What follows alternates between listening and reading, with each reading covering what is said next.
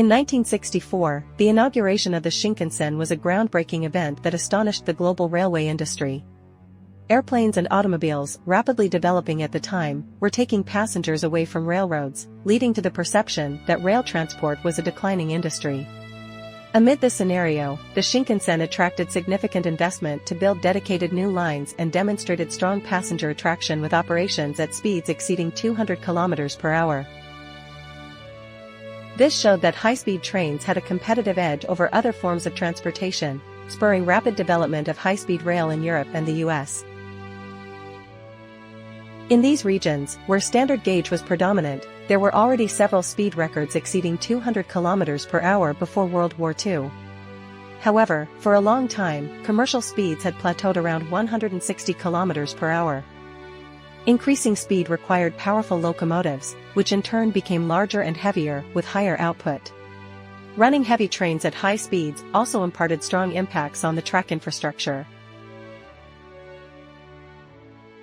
Although high-speed tests conducted a few times might have been feasible, running numerous trains at high speeds daily as commercial services was considered unviable due to the significant maintenance costs involved.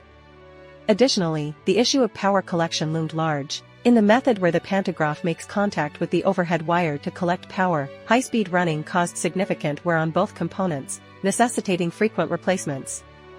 Furthermore, as the pantograph passes, the overhead wire waves, causing the pantograph to vibrate. The frequency of separation between the two increases, resulting in substantial sparking, further damaging both and reducing power collection efficiency.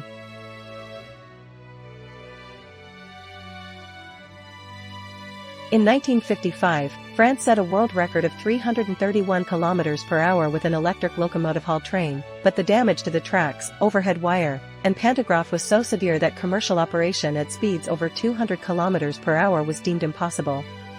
Diesel trains, which don't require overhead wires or pantographs, seemed like an option, but their significantly heavier weight compared to electric multiple units made commercial operations at speeds exceeding 200 km per hour unrealistic. Against this backdrop, the Shinkansen emerged as a solution, addressing both track and power collection issues simultaneously, making commercial operations at speeds over 200 km per hour a reality. This spurred numerous challengers in Europe and the US. However, these technologies couldn't be developed overnight. Therefore, in these countries, where many sections of track already had good conditions, they initially avoided the risky gamble of constructing high-speed new lines and opted to utilize existing lines. They focused on gas turbines, which were gaining attention at the time. Gas turbines were superior to other power units in terms of lightweight high output, and even with the addition of silencers and power transmission devices, they could produce higher output at wheel rim than electric trains. The performance of gas turbines was proven in the aviation field, where they had rapidly replaced aircraft gasoline engines due to their lightweight and high output characteristics. In this context, France was the most dedicated to developing gas turbine trains. To quickly test the viability of gas turbines, they modified mass-produced diesel multiple units. These were two-car units, consisting of a motive car and a trailer, originally equipped with a 450 horsepower diesel engine. The motive car remained unchanged, while the trailer car had a machine room installed behind the driver's cab, with a gas turbine and silencer mounted above the floor.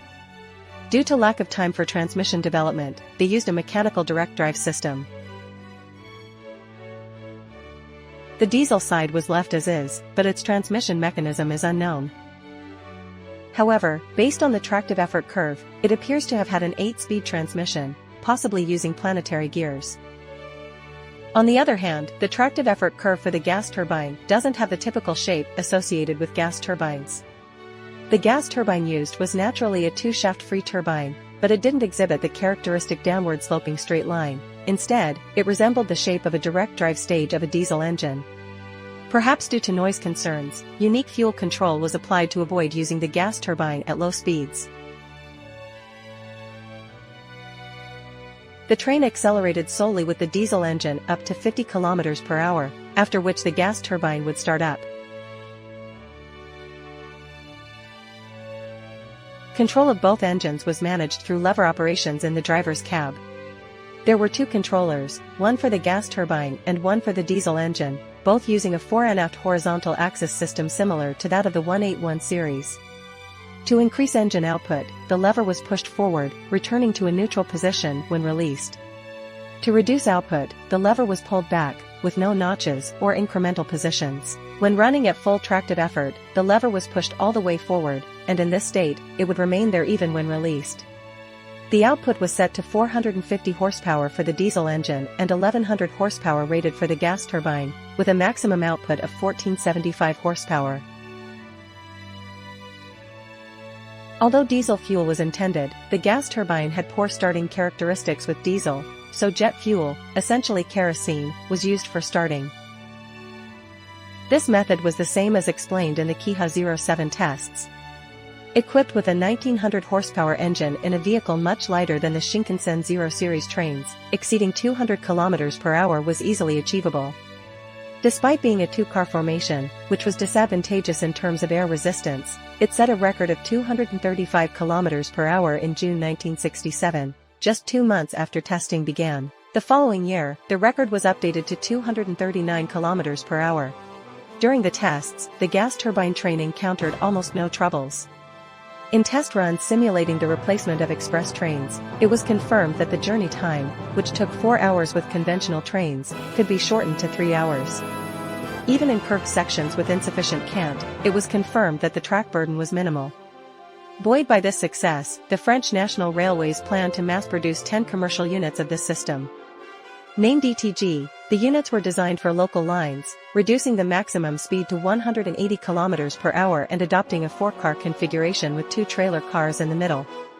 To activate the gas turbine from the start, a transmission system combining Boyka's hydraulic transmission and fluid coupling was adopted, with gear changes occurring between 80 and 130 km per hour based on the controller angle. To shorten braking distances, the bogies were equipped with electromagnetic rail brakes for emergency stopping, allowing stops within 800 meters at 160 km per hour and 1100 meters at 180 km per hour. An intermediate first-class trailer car and a self-service buffet-style restaurant corner were installed. The first-class car had relatively cushioned seats, while the second-class car had simpler seats. Despite the maximum speed being limited to 160 km per hour for local lines, the ride quality was good even without air-sprung bogies, and noise levels in the gas turbine car's passenger compartment were kept to a negligible level. Reports from inspection teams at the time noted high occupancy rates and standing passengers. The ease of increasing speed on non-electrified conventional lines and the resulting passenger attraction led the French National Railways to further develop and mass-produce gas turbine trains. The development of high-speed gas turbine trains, with a maximum operating speed of 250 to 300 km per hour, was planned as a long-term goal, aiming for realization around 1980. Meanwhile, they pursued the short-term goal of speeding up conventional lines.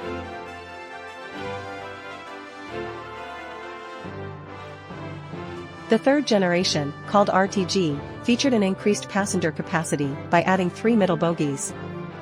Both motive cars at each end were fully converted to gas turbines, increasing the total output to 2,280 horsepower. This raised the design speed to 200 km per hour, but the operating speed was still limited to 160 km per hour due to the local lines it was deployed on. The hydraulic transmission incorporated dynamic braking using a fluid coupling, reducing the use of friction brakes. Additionally, a 300 kW gas turbine generator set was installed in the motive cars at each end for service power supply, providing substantial electricity despite the short train formation. With a loaded weight of 259 tons, it's about 40 tons lighter than the Shinkansen 0 series, but with an output of 2,280 horsepower, it only has nearly half the power of the 0 series. Given the available data on starting tractive effort, loaded weight, and output, let's estimate the acceleration curve. Assuming the 2280 horsepower 2-shaft gas turbine drive, with a direct drive fluid coupling efficiency of 90% and a 1-stage, 3-element hydraulic transmission with a maximum efficiency of 75%, the acceleration curve would look as follows. the train could reach 200 km per hour, but any incline would reduce its speed. On a 10-per-mile incline, it would only reach around 130 km per hour. While this might work on the mostly flat and straight continental railways, it would be challenging in Japan. Compared to the Zero Series Shinkansen, the difference is clear. At low speeds, the hydraulic system held its own, but beyond 50 km per hour, it fell significantly behind. Even in archival footage, the acceleration was leisurely, and the 160 km per hour capable track alignment for local lines was an enviable condition unimaginable in Japan. Mass production began in 1973, making it a rare example of a gas turbine train produced on such a large scale, with several hundred units. While interior noise levels were kept to a minimal, the exterior noise was naturally higher than diesel due to nearly 3 times the output, causing high noise levels even when idling at stops.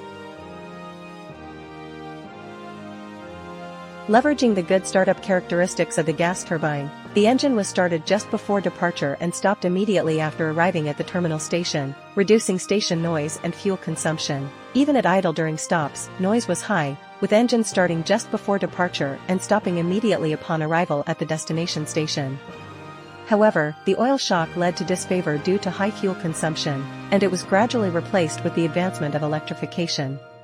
Nevertheless, improved gas turbine performance led to higher output and better fuel efficiency, making it an attractive option for railways with relatively weak track structures, where electrification was not necessary. This drew international interest, leading to exports to the United States, Egypt, and Iran, where they were used for relatively long periods.